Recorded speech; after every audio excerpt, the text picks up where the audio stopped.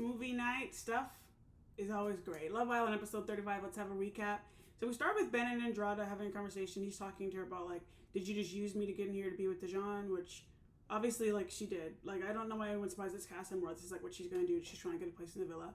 He also was asking her, like, well, why do you always put your neck in everything in terms of the movie night? The boys seem to not like women who say anything, really. Helena and Harry are talking, and Helena's like, everyone comes in here and says you just walk all over me, and then she proceeds to not give him any stick. Meg and Dijon talk, and Dijon's like, well, I called my friend's baby girl, and Meg is like, but how can you do that with Andrada like 2 days ago, then close it off with me? And he's like, well, you know, it's all getting too much, like, things can change if you want. She's like, you're playing a game in here. He, like, gets up and walks off. She's crying, she's had enough, she's done the whole thing, whatever. She's arguing with Dijon a little bit upstairs while she's talking to Helena, and then Andrada is in the dressing room with the girls, and she goes like, shh. And the girls tell Meg that Andrada shushed them, try to, like, listen to their conversation. And then Meg and Andrada argue. They're, like, all in the hallway. And by the way, Meg and Helena were just eavesdropping on, like, Tony and Shakira in the bathroom. And then she has a problem, though, with Andrada doing a similar thing.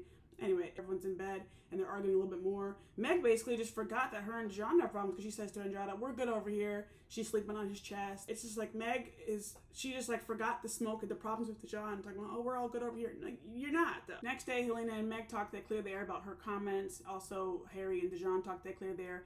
Harry, though, was like, well, you know, Helena was saying, yeah, like, throwing her under the bus. Like, the guy, it's crazy. Shakira and Connor talk. Connor's like, why haven't I tried to with you? Shakira's like, yeah, you're hot, but it's weird now because, like, we're good friends. Like, I don't really know what's going to happen there. Who knows? But then it's the Lauren, Tony, Harrison, Cash situation.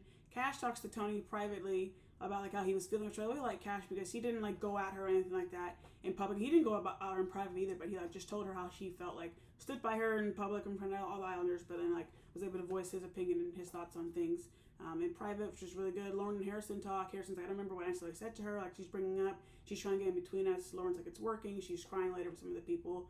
And next day, Harrison makes her, like, this nice breakfast. He's like, you're the only girl I like. And Lauren's like, I don't want to be in a triangle. Tony and Harrison talk on the night of movie night, and she's like, you know, I was happier with you. Harrison's like, I still had feelings for you. I still have feelings for you.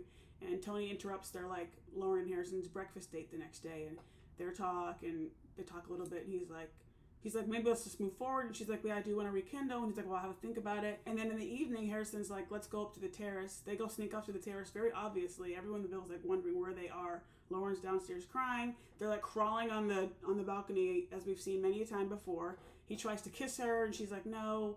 And she's like, I want you to get rid of her. Harrison's like, you know, they're just up in the air. There's a vote, and it's, like, most compatible couple, but I'm like, there's, like, barely any compatibility in there. I'm gonna just go for Billy Kiss and Boris. We saw a little moment of them. But it's a weird time to vote right now.